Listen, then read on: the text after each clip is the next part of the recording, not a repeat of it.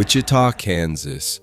Spring sunlight cut through thin curtains and painted soft gold across the worn carpet of a small bedroom.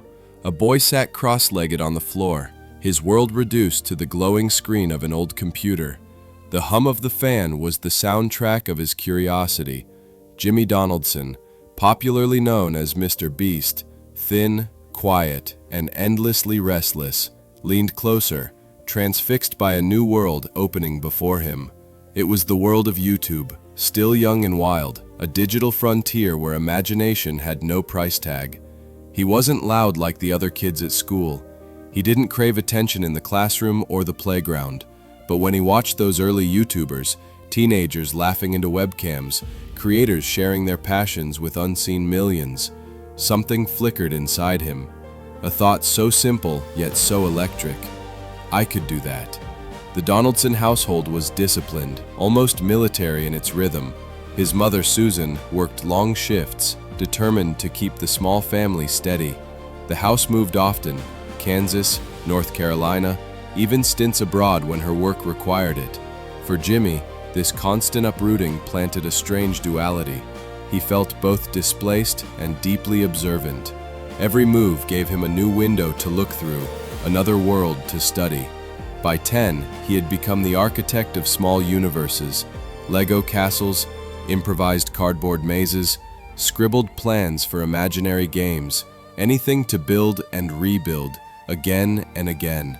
There was a quiet fire in him, one that asked questions most adults didn't have time to answer. How far could one person go if they just never stopped trying? The internet, for Jimmy, was not just entertainment, it was escape, opportunity, education, and identity all at once. At 13, armed with a borrowed microphone and a cheap webcam, he uploaded his first YouTube video under the name Mr. Beast 6000. The name came from nowhere specific, but it stuck, bold and slightly absurd, like a dreamer's armor.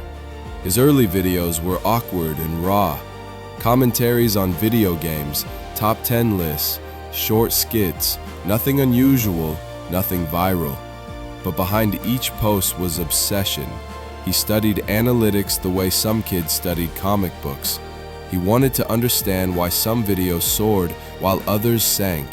He spent hours clicking through thumbnails, measuring timing, studying patterns. The numbers spoke to him more clearly than words. At school, few noticed what he was building. He was that quiet kid who liked YouTube. In his room, however, the air buzzed with quiet determination. He'd stay up past midnight, editing, whispering into the camera so as not to wake anyone. There was no guarantee anyone would watch, but that wasn't the point. The point was doing it again tomorrow. Adolescence is often a blur of uncertainty. For Jimmy, it came with pain, literal, physical pain. He was diagnosed with Crohn's disease, a chronic and unpredictable illness that turned every day into a negotiation between energy and exhaustion. Some mornings he woke up too weak to eat. Others, he pushed through long editing sessions, his stomach twisting with cramps. But the illness didn't dim his drive, it focused it. When he couldn't go out, he created. When the world shrank, YouTube remained infinite.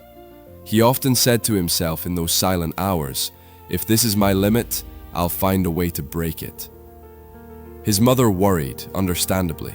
He spent more time with screens than people, more time chasing views than grades.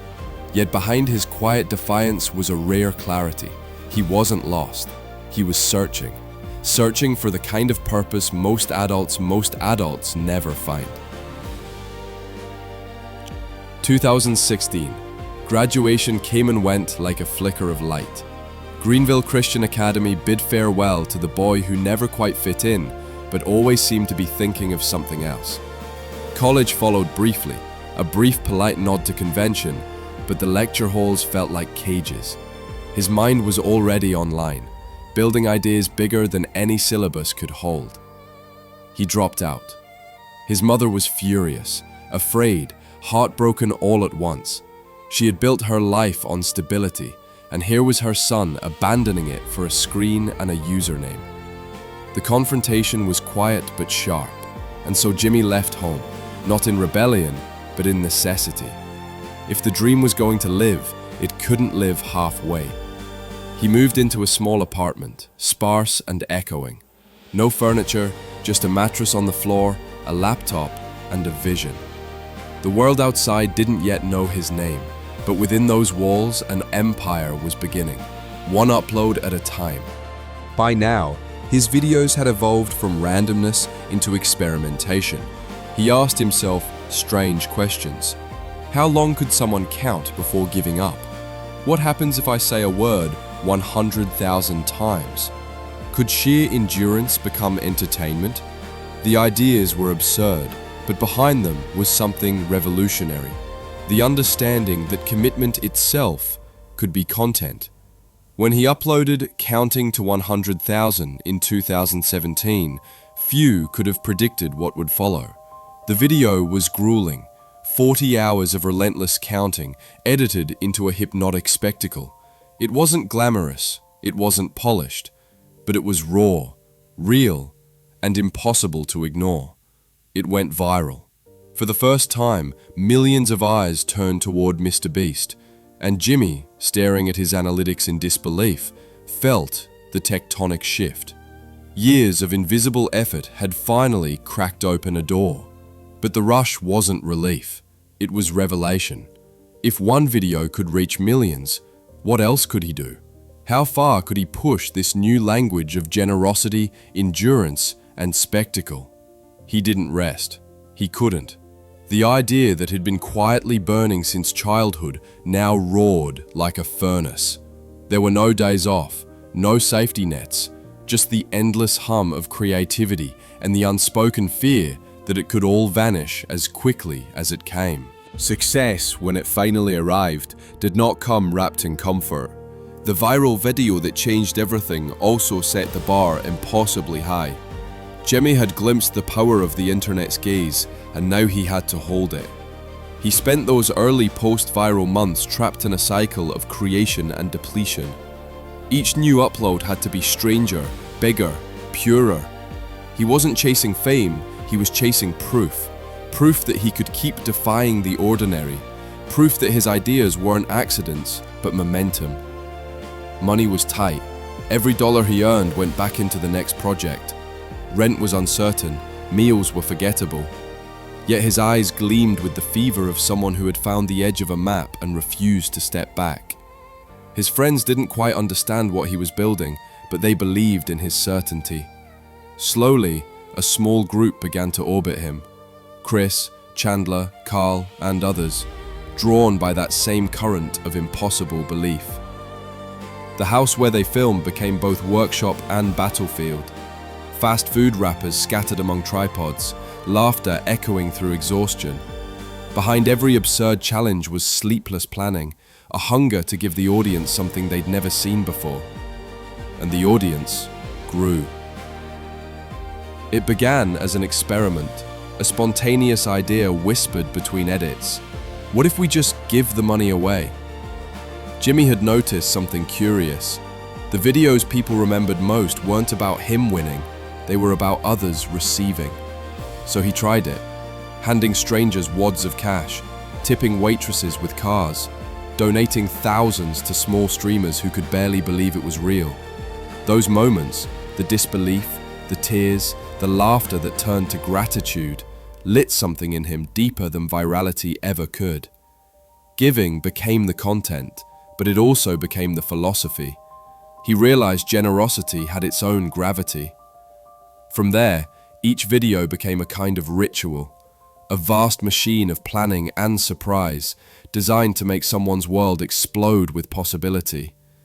The audience didn't just watch him spend money, they watched him rewrite what success could mean. In the architecture of internet fame, where so much revolved around self, Mr. Beast was building something centered on others. But with scale came shadow. Each success demanded a larger spectacle. Each spectacle demanded greater risk. Jimmy, now managing millions of subscribers, lived inside a paradox. The more he gave, the more the world expected him to give again. Budgets ballooned, crews expanded, ideas consumed entire warehouses. He built a studio the size of an airplane hangar. Inside, worlds were constructed and demolished. Obstacle courses, islands, mazes, endless layers of invention. And yet, amid the chaos, he still edited, still wrote scripts, still pushed himself to the point of collapse. His Crohn's disease, though better managed, remained a quiet adversary, the pain arriving at inconvenient hours, the fatigue lurking at the edges of his marathon workdays. He refused to slow down. There was too much to build, too many people counting on him. When he gave away a house, a car, or $100,000, he wasn't showing off. He was testing the limits of what kindness could look like in a digital age. By 2019, Mr. Beast had become more than a channel. It was a phenomenon, an ecosystem of ideas, friends, and goodwill that blurred the line between entertainment and philanthropy. Then came Team Trees. Partnering with engineer and fellow creator Mark Rober, Jimmy launched an audacious campaign to plant 20 million trees around the world. The internet rallied. Within months, the goal was met. Celebrities, corporations, everyday people, all united by a YouTuber who once filmed in a cramped bedroom.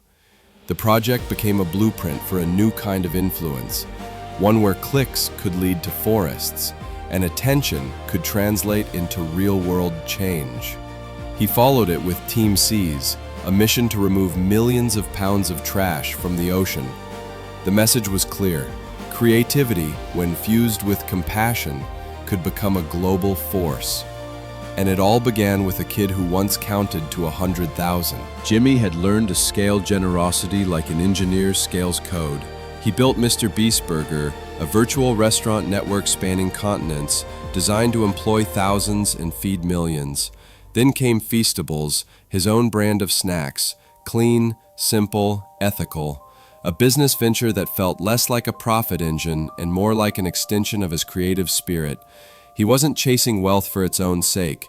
Each success fed back into the machine, funding new videos, new ideas, new ways to surprise the world. By now, he was a global name, the most watched individual on YouTube, a symbol of possibility for a generation raised on the promise of digital creativity. Yet he remained oddly unchanged, still the quiet strategist, still the restless perfectionist sketching plans late into the night. He often said to those close to him, "If I stop for too long, I'll lose the rhythm." And so he didn't stop. By the mid-2020s, Jimmy Donaldson was no longer just a name on a channel banner. He was an ecosystem, a network of stories threading through billions of screens. The main channel alone counted hundreds of millions of subscribers, each video an event, each upload a moment the internet paused for. But success, that glittering illusion of rest, never arrived. He rose before sunrise, mind racing through ideas that would cost fortunes and demand sleepless weeks. His studio pulsed with movement, teams designing sets larger than movie sound stages, drones circling cranes, entire economies of creativity orbiting one man's restlessness.